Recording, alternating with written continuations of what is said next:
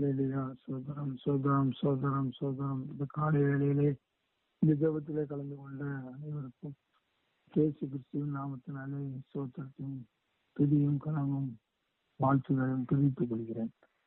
இன்றைக்கு தலைப்பு கர்த்தர் நம்மை தாங்குகிறவர். கர்த்தர் நம்மை தாங்குகிறவர். அவர் எத்தனையோ காரியங்களில் நம்மை தாங்குகிறார். அதிலே ஒரு சில காரியங்களை நாம் பார்ப்போம். கர்த்தர் நம்மை அவர் கரத்தினால் தாங்குகிறவர். கர்த்தர் நம்மை அவர் கரத்தினால் தாங்குகிறார். ஏசாயா 41:10 நீ பயப்படாதே, நான் உன்னுடனே இருக்கிறேன், திகையாதே, நான் உன் தேவன், நான் உன்னை பலப்படுத்தி உனக்கு சகாயம் பண்ணுவேன், என் நீதியின் வலது கரத்தினால் உன்னை தாங்குவேன். நீதியின் வலது கரத்தினால் அவர் நம்மை தாங்குகிறார். அந்த அதிகாரத்திலே நாம் பின்னால் பார்க்கும்போது 13ஆம் வசனத்தை பார்த்தா, உன் தேவனாய் இருக்கிற கர்த்தராகிய நான் உன் வலது கையை பிடித்து பயப்படாதே, நான் உனக்கு துணை நிற்கிறேன் என்று சொல்லுகிறேன். நாம் அவருடைய கையை பிடித்தால் அது சிலிப்பாகிவிடும். ஆனால் அவர் நமது வலது கையை பிடித்து தாங்குகிறார். அதே போல சங்கீதம் 18:35 உம்முடைய ரட்சிப்பின் கேடகத்தையும் எனக்கு தந்தீர், உம்முடைய வலதுகரம் என்னை தாங்குகிறது, உம்முடைய காருண்யம் என்னை பெரியவனாக்கும். அவருடைய வலதுகரம் நம்மளை தாங்குகிறது. ரட்சிப்பின் கேடகத்தை நமக்கு தந்துள்ளார். அவருடைய காருண்யம் நம்மளை பெரியவனாக்கும்.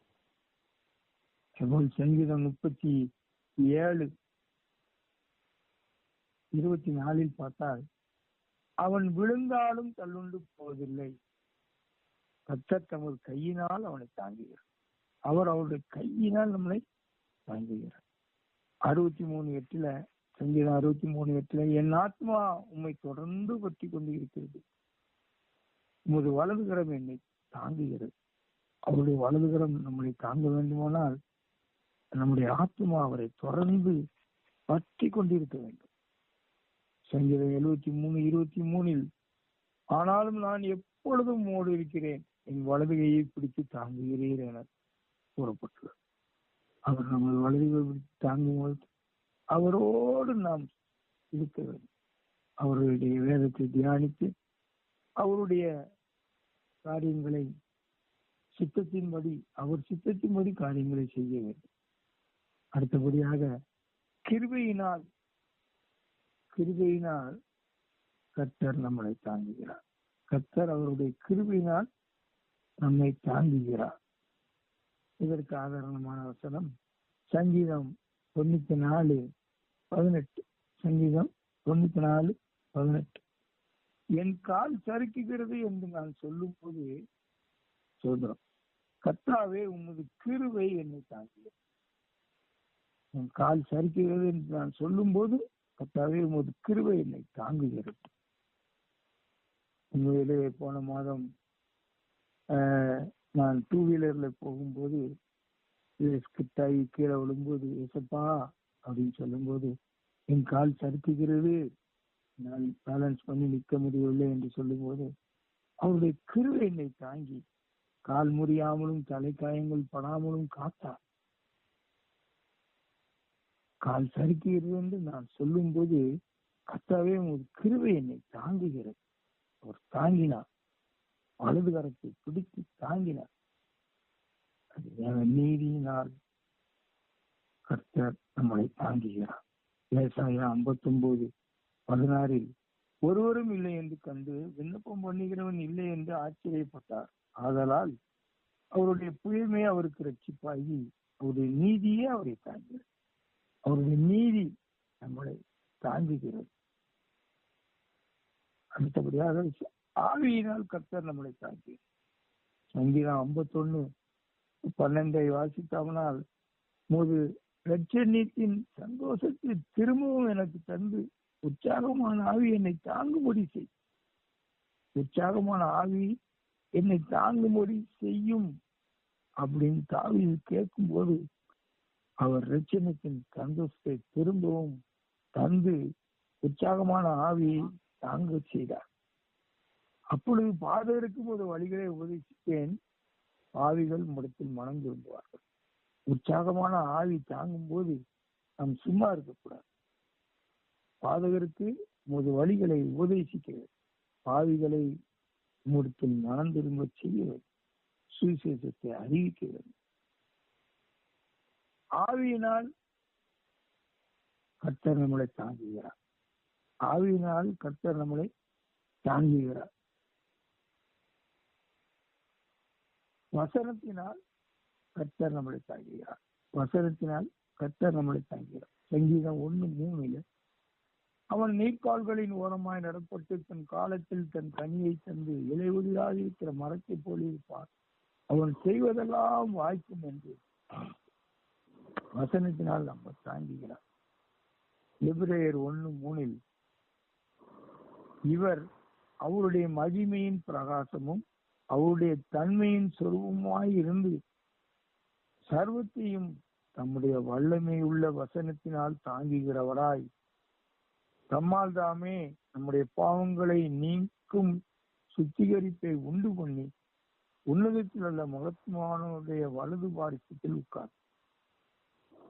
வல்லமையுள்ள வசனத்தினால் தாங்கி, சாதாரண வசனம் கிடையாது, சர்வத்தையும் நம்முடைய வல்லமை உள்ள வசனத்தினால் தாங்கி நம்முடைய பாவங்களை நீக்கும் சுத்திகரிப்பை உண்டு பண்ணி தம்மால் தாமே நம்முடைய பாவங்களை நீக்கும் சுத்திகரிப்பை உண்டு பண்ணினார். சோதரம் இல்லையா? அடுத்தபடியாக வியாதியில் கர்த்தர் நம்மை தாங்குகிறார். வியாதியில் கர்த்தர் நம்மை தாங்குகிறார். 91 சங்கீதம் 3வது வசனம், அவர் உன்னை வேறொன்றைய கண்ணிக்கும் பாலாக்கும் கொள்ளை நோக்கியும் தப்புவிப்பார். அவர் உன்னை வேறொன்றைய கண்ணிக்கும் பாலாக்கும் கொள்ளை நோக்கியும் தப்புவிப்பார். சோத்திரம். இப்போது நீர் என் அடைக்கலம், என் கோட்டை, என் தேவன், நான் நம்பியிருக்கிறவர் என்று சொல்லும் போது அவர் கொள்ளை நோக்கியும் நம்மை தப்புவிப்பார். கொரோனா வந்தது, அதிலிருந்து தப்புவித்தார். உங்களுக்கு குரங்கம்மை வந்திருக்கிறது, அதிலிருந்தும் தப்புவிப்பார்.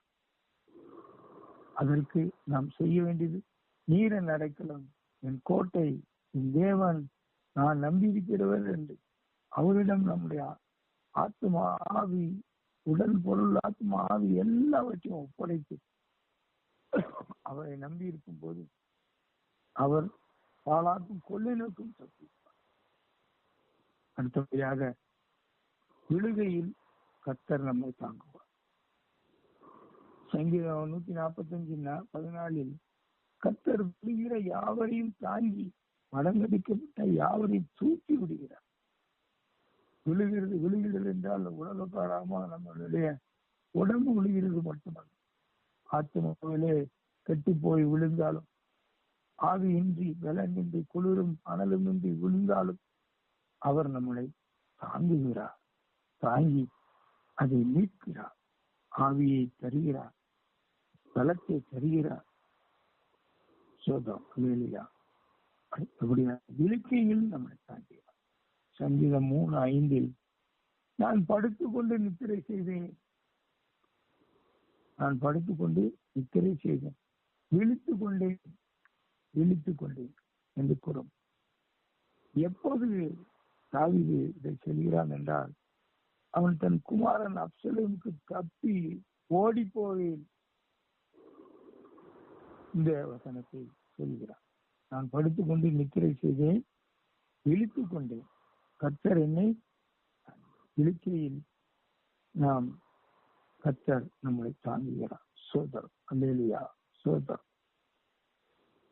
கர்த்தர் நம்மளை கரத்தினால் தாங்குகிறவர், கர்த்தர் நம்மளை நீதியினால் தாங்குகிறவர், கர்த்தர் நம்மை கிருபையினால் தாங்குகிறார், கர்த்தர் நம்மை ஆவியினால் தாங்குகிறார், கர்த்தர் நம்மை வசனத்தினால் தாங்குகிறார், கர்த்தர் நம்மை வியாதியில் தாங்குகிறார், கர்த்தர் நாம் விழுகையில் தாங்குகிறார், கர்த்தர் நாம் விழுக்கையில் தாங்குகிறார்.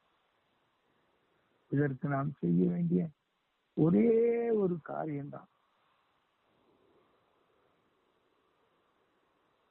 நான் கர்த்தரை நோக்கி, நீர் என் அடைக்கலம், என் கோட்டை, என் தேவன், நான் நம்பியிருக்கிறவர் என்று சொல்ல வேண்டும்.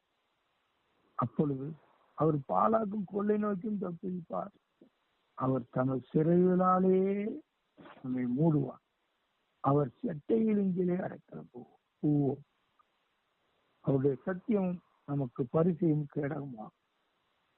ஆனால் நாம் அவரை நம்பி, நீரே என் கோட்டை, நீரே என் அடைக்கலம், நீரே என் தேவன், நான் நம்பியிருக்கிறவர் என்று சொல்லி அனைத்தையும் நாம் அவரிடம் ஒப்படைத்து நாம் இந்த கிருவிகளை எல்லாம் பற்றி கர்த்தரால் தாங்கப்பட வேண்டும். கர்த்தர் நம்மளை தாங்கவில்லை என்றால் நாம் தவிடுபொடியாகி விடுவோம். ஆனால் கர்த்தரை வேண்டி அவர் கரத்தினால், கிருவியினால், நீதியினால் தாங்க ஜெபம் பண்ணி காரியங்களை அவர் சித்தத்தின்படி செய்ய இயேசப்பா நமக்கு துணை இருப்பாராக. ஆமீன். அல்லேலூயா.